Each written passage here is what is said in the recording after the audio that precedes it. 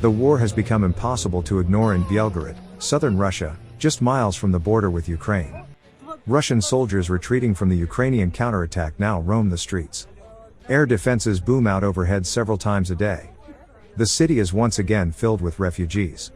And, at the border, Russian and Ukrainian soldiers stand within sight of each other. 3 Russian soldiers from Ossetia are wandering the unfamiliar streets past the Grand Transfiguration Cathedral late one evening. They seem unsteady on their feet, perhaps drunk or tired.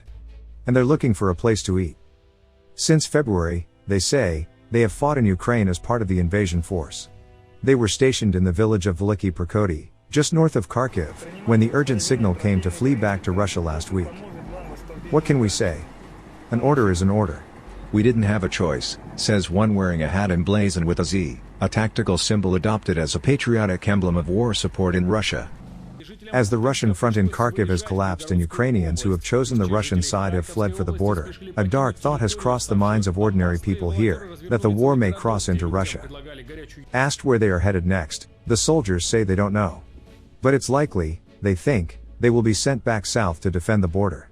The following day, some 400 National Guard troops are reinforcing positions held by the Russian border guards. Even there, an activist who was present said, soldiers were soul-searching among themselves. Within eyeshot are Ukrainian troops on the other side in a tense standoff. How the fuck did this happen? One border guard said to another, 2 people who were there recall. In Belgorod, the signals of war and tension are on display, even if most people believe the conflict is unlikely to spill over. Oleg, a restaurateur originally from Ukraine, wears a shirt emblazoned with the phrase "born in Kharkiv," and has bought plywood boards in case he needs to cover his restaurant's windows. In Belgorod's central market, soldiers are stocking up for the winter, signaling that Russia's war may stretch for the coming months or even longer. Where are the balaclavas? One yells out, rummaging through one of several stalls selling camouflage hats, jackets, thermal underwear and other cold weather equipment. Every day, dozens of the boys come, there are so many of them now, since the counteroffensive, says Marina, who sells camouflage items in the market. Everyone has these glum faces. It is more tense now. I see them buying these things, and I wonder why they don't already have them, she also says, adding that the troops are buying basic food and cooking implements that she expected would be supplied by the army. Ukraine has not given any indication that it intends to cross the border or do more than retake territory occupied by Russia. But the very idea of the Kremlin's quick, victorious war boomeranging back across the border into Russia speaks to the realities of the defeat suffered by its forces in recent days. Some miscalculations were made in any case, maybe they were tactical, maybe they were strategic, says Borzik. The fact that Russia thought it had come there forever was clear. Like other boosters of the Russian army, he says that the recent defeat should be attributed to Western support for Ukraine. Russia is now in a conflict with a third of the world community, he says.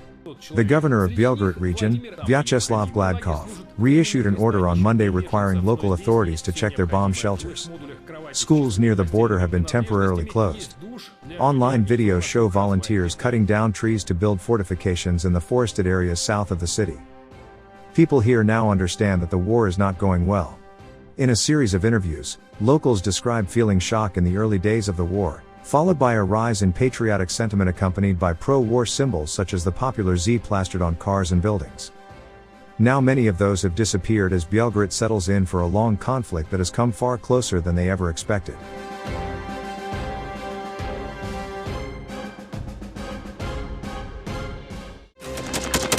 Thanks for watching, and don't forget to subscribe.